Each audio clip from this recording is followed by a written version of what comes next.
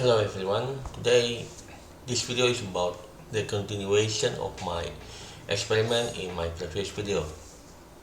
It's still the same, still try to predict the parameter U, V, RH and temperature in the RPG dataset, but in here I am using a different model. It's called Twin Visual Transformer Unit. And actually I've done this experiment a few days ago, but I just create this video on 26 December 2025 because I found this fascinating tool. So basically this is Obsidian, I forgot its full name, and this tool can organize my things, my experiment node. I'm not type of person that organize my things, but I will really appreciate if my things will be organize it like this. And in this tool we have something like mind mapping like this, and this is fascinating in my opinion. Here I can organize my things like advanced machine learning model, basic things for the methodology, and basic things for machine learning. And this is the work directory for my turbulence prediction experiment. So I will put all of the node idea and finding in this work direction and work directory. I even put my here. I even put my FNO experiment in here. I talk about this in my previous video, and after I organize the things, looks like I missed something crucial in my last video. So actually on the FNO experiment on that last video, I forgot to tell you about this. So basically, I know the prediction of the movement of the synchronic things from the FNO is not on point, but physics movement in the FNO prediction is quite realistic because the FNO successfully create a neutral area. Actually, in near of that cyclonic things, there will be an area, the weather in that area is clear, despite it's near with cyclone. That is the things for my previous experiment. Now let's focus for my my experiment, that the things that I want to show you in this video. So here, instead of using FNO, I am using a Twin Visual Transformer Unit works. So here the dataset is still the same, the special treatment is still the same. I'm using random group, but I think I will explain about this model first. So basically this model is a transformer, it's a transformer model. So first I will try to explain it fast about the transformer. So basically this is the basic diagram for the transformer, and the things that I want to take a note: the embedding layer and multi-head attention. The embedding layer is in here, and basically it's the combination of positional encoding and input embedding. And the purpose of this embedding layer is to mold our raw input to make it match with the model needs, to make it match with the dimension of the model input actually. So here the basic algorithm like this, do self-embedding like this. This is the embedding layer in PyTorch. You can find it in PyTorch actually, and actually it's just a bunch of that layer. And then after that we add it with the positional encoding, just to make the model aware about the position for the input. We do this because we not using a convolutional layer where the model can aware about the spatial things, but in transformer not, we need this positional encoding to make it aware. And now what makes the transformer a transformer is because this multi-head attention. And the basic block of the multi-head attention is the attention network like this. So here we have three things: query, key, and value. First, to make this query, key, and value is from the same input. What makes them different is because we input them to three separate linear layers. So we will have these three distinct values. So first we will process query and key first. We doing a matrix multiplication, and then after that we scale them. Yeah, I think we need to divide it in the script. This is just one line, I think. Matmul and scale. The scale in here is just it's just dividing things, and after that this is just optional. We can apply a mask and solve max after that. When we doing a Google search, or when you doing a Google search or try to find a video in YouTube or TikTok, the algorithm is like you type the query here, the query, and then after that the system will try to match with the right key, and then after that the last step is to match it with the value, with the with all the data in the database, in the system, in the Google search, in the YouTube, in TikTok, something like that. And that's why in here, after we try to match the query and key, we try to process it with the value atlas, with using matrix multiplication. And yeah, this is the basic of the attention network. And in the real life, people don't use single attention network. People use this multi-head attention. So basically, it just like its name, it have multi-head. It's like we have extra head to take a note different things in the input. So we have more eyes or more ear. And here, this is the multi-head attention class. Yeah, this is the basic multi-head attention. And as you can see here, for the head dimension here, for the multi-head, it must be divisible by the it must no the number of head. This is the number of head is the total of the layer, or the total of the head in the multi-head attention. But the number of heads must be divisible by the embedded dimension in here. And the embedded dimension is the dimension of the output from this embedding layer. So it's important to make these two things match each other. And after that, here, this is just a linear layer like this. Here, this is the step in this. Yeah, basically it's like thing like that. And maybe you ask me, what is the correlation of this transformer? Yeah, I forgot to say that transformer usually used in natural language processing task. So usually people that using this transformer is they want to build something like ChatGPT or chatbot basically, or a translation machine, something like that. They work with words. So in this video we work for in image, right? We want to process an image, but why this can be used for our experiment? It's because we don't use the basic transformer. We use the here people try to use this kind of model to image. So that's why they need to find how this transformer process the input. So here we are now, it's a visual transformer. As I already said that when we process the words in the transformer, actually there will be a step like tokenization. So we basically will end up with two dimension. The first dimension is the long of the token, or the total of the words, and the second dimension is it's like the total of the token or back of words. So basically in visual transformer we try to process the image to format like a token in NLP. First they will divide the image in patch things like this. Yeah, actually I found this animation from this Lucid Brain's GitHub.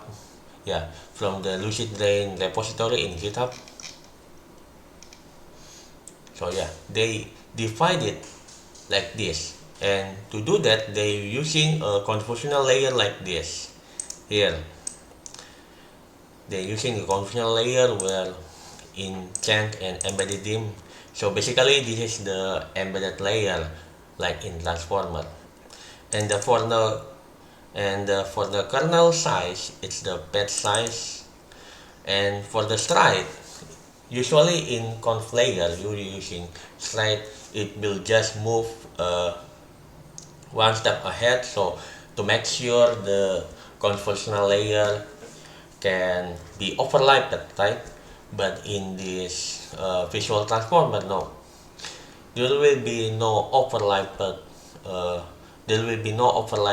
processing in the convolutional layer, because we will literally processing them separately. Anyway, the point of this patch embedded class is to make a token like input like in transformer. And yeah, because we already provide the same shape of the data like token in this for this image, then we don't need to modify any other we don't need to modify any other code like for attention in here. It's basically the same with the transformer that I have already explained to you, right? It's still the same.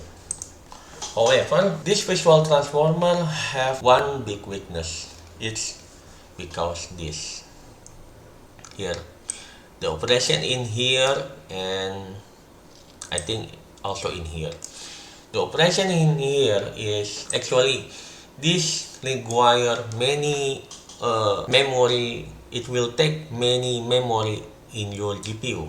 My GPU memory is not sufficient to load all of this operation. That's why we have this swing visual transformer or shifted windows visual transformer.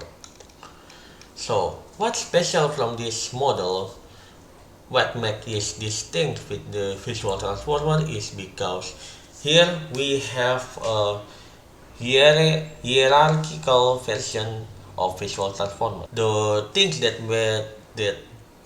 makes the operation in the attention network it's really heavy, it's because the matrix multiplication between query and key and then query key and value. To make it more lighter, in this shifted windows transformer, in this visual transformer, before we enter the attention network, we will do a window partition like this. So basically, we try to mold the shape from the batch, height, width, and total channel in here to here. The output will be number windows times batch, window size, C.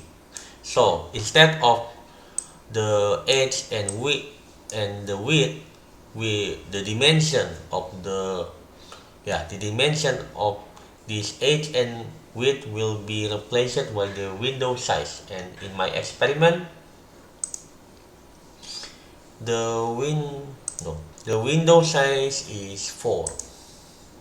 So that's why the memory requirement for this experiment is drastically decreased. Here, this is the how to calculate the memory requirement for the visual transformer. So the heavy lifting will be depend on the third dimension like this. And in swing visual transformer, the third dimension is the window size, basically just 4. If we compare it with the real width of the image, there will be no image that have a width with just 4, right? That's why if we compare it with this, I will not just put a number in here, because this is really clear. What makes this heavy is just because we need to take a square from this number. In here, the window size because it's just 4, then it will be really decrease the computational requirement. The things that make the transformer is great because we can take an attention for every nook and cranny in input in the same time. That's why in the dense layer we literally multiply all the things with all the things. But with this, we just take a portion of this input to take attention with the limited space in the input. That's why if we just using approach like this, then our prediction will be really segmented. Our model will have a tunnel vision. So that's why in the Swin Visual Transformer, we need at least 2 models. So the first transformer block will process like usual, like using this window size. But for the next transformer, the input will be modified. It will be shifted like this here. The corner of the image at the, for example, on the right side will be shifted. So it will be appear on the left. This is the main algorithm of the Swin Visual Transformer. Here WMSA, this is the original Swin Transformer, and then after that take that to the extra processing with MLP, and then after that we using a shifted windows here, and then after that MLP again. The shifted windows in here, this is what I mean when the input is shifted like this. In this experiment, I am using the original code from this paper, but in this paper, the output layer is for classification task. That's why we can just use this for our experiment, because our output, the output we expect is an image. So that's why here we need to make some adjustment. So in the output layer, instead of just the softmax output, we take the unit like this. So basically we modify from this, we modify from this process to this. It looks long, but actually it is quite simple. What we change from this is here. First, this is just the requirement to make interpolation. So you know that in real world, the input size will not just 128 times 128. It will be arbitrary size. So that's why we need to make some adjustment before we process it to our model. Here, this is still the same, and here, this is what makes it different. In unit, the good things that why I am using this tool is because I can organize things like this, and then if I want to expand something, then I will just click this. And the unit model is like this. So it consists of the encoder and decoder. Basically, it's something like this. Actually, we can make the unit, we can just make 2 similar encoder, and then for the one of the encoder, we just make it reverse and just put it as a decoder. It's very simple to make a unit actually, and that's what I do in this experiment. I make an encoder, and then decoder is like the mirror version of the encoder, and then after that, this is just the final processing. The objective is just to mold the input to match our desire. What I want in this model is to make it similar shape with the input, but of course with the different channel. And then let's back to the back of the experiment. Here for the model setting, I state the batch size as 4, history length is 3. Basically this is same with my previous experiment. I think this is important.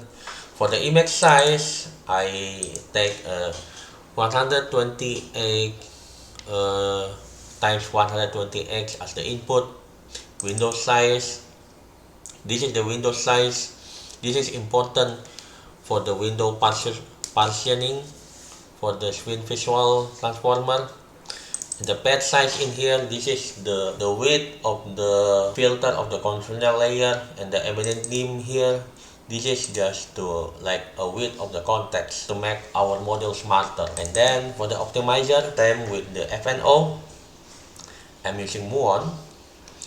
And for the loss, it's still the same, LP loss. And anyway, this is the result. And as you can see here, if I compare it with the FNO output here, you see there's cyclonic things in Indian Ocean here, right? Because the name is so long, I will just it's SwinTF. The SwinTF can also simulate these cyclonic things, and the movement is quite the same, right? And the detail of the general is also good, I think. Basically, this is better than FNO in my last experiment, but I think this is the downhill for the Swin Visual Transformer, because here I know that in FNO the movement of the cyclonic things in here is not the same with the actual movement, but in Visual Transformer it's not just the direction of movement is wrong, but how it appear is really weird. It's not natural. So the physics in the Visual Transformer in this simulation is really bad in my opinion. It's not like a wind in 850 millibar behave. In my previous video, I forgot to make a graph like this. So this is the error for per time step for Swin Transformer. If we compare it with FNO, yeah, the pattern is same. See? The pattern is same. The error of the other parameter for RH and temperature, it will fluctuated like this. The temperature also fluctuated, but for the wind component, it's consistently ascending, like same with the FNO. And yeah, that's all for my experiment in using Swin Visual Transformer. I think for my next video, I already do some scribble like this. Here I have 3 ideas that I want to try. First, make a field corrector. This is the solution for the Swin TF in here. Here. This is the solution for the unnatural physics in here. I think I will build something like a field corrector using gun. And also I want to try to create a homemade version of RealX, so I will not depend on the WRF to make initial condition for the more fine resolution initial condition. And then I want to try this anti-alias activation function that has been used in StyleGun 3. And yeah, that's all for my experiment. See you in my next video. Bye.